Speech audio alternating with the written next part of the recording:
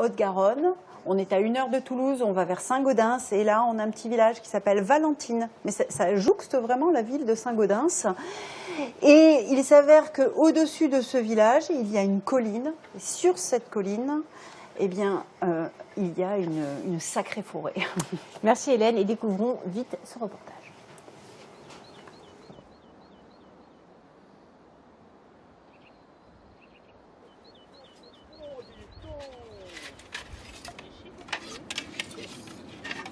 Combien? On est 2 de 4. Là, on va se mettre comme ça. Hein, bon, dans la même table, c'est bon, il y en a assez. Bon. Ici, nous sommes dans la forêt communale de Valentine, donc qui est à côté de Saint-Gaudens, et plus particulièrement sur le lieu-dit qui s'appelle le Bout du Puy, où se trouve l'ancienne chapelle.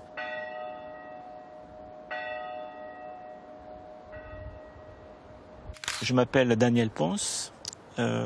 J'ai été garde forestier pendant une trentaine d'années dans le Comminges. Et là maintenant je suis à la retraite depuis un an et demi environ. Je m'appelle Bernard Ducasse, je suis valentinois depuis plusieurs dizaines d'années. Je suis adjoint à Marie Nadalé qui est maire de Valentine. C'est à l'occasion de ces sorties, de ce travail de tous les jours, quoi, si vous voulez, que j'ai découvert cette forêt, une forme de petit joyau au niveau de la foresterie. Il y avait une certaine diversité floristique, parce qu'il y a des chênes rouvres, des chênes pédonculés, il y a des charmes, il y a des érables planes, il y a des tilleuls, des nourrisiers, des frênes. Enfin, voilà. Cette diversité-là permettait, si vous voulez, de rentrer dans les critères d'un classement de vieilles forêts. Je pense qu'il faut à peu près 20 ou 30 arbres, enfin de très très gros arbres à l'hectare, et donc là je crois qu'il y en a une cinquantaine.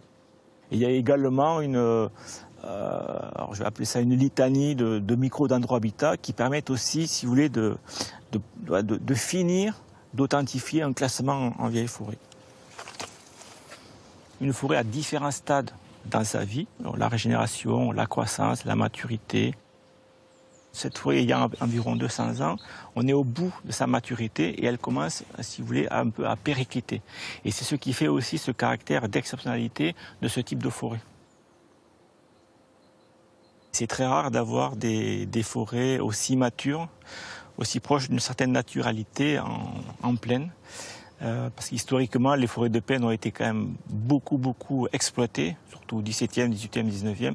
Et en fait, elles sont beaucoup en reconstruction.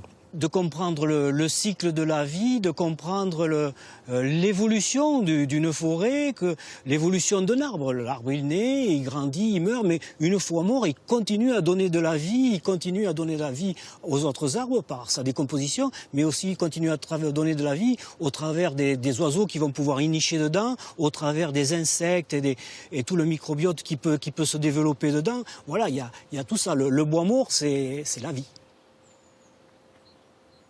Donc tout ça, ça nous a interpellés et ça nous a obligés à faire un virage à 180 degrés quoi, sur notre conception de ce qu'était une forêt et de ce qu'est une forêt vivante.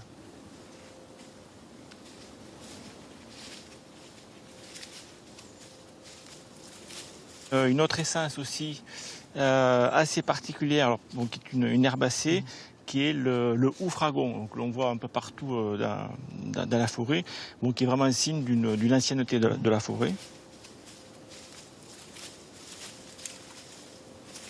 C'est ce lieu d'ermitage qui, je pense, a protégé cette vieille forêt qui fait environ 1,5 hectare.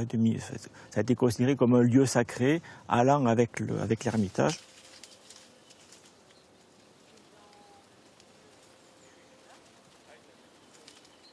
Tous les conseillers municipaux et beaucoup plus largement une grande partie de la population de Valentine a pris conscience de la valeur de ce joyau et à travers la valeur de ce joyau une autre vision de la forêt. Et donc aujourd'hui se pose la question comment valoriser beaucoup plus largement ce sanctuaire, essayer de faire partager justement cette vision de la forêt vivante.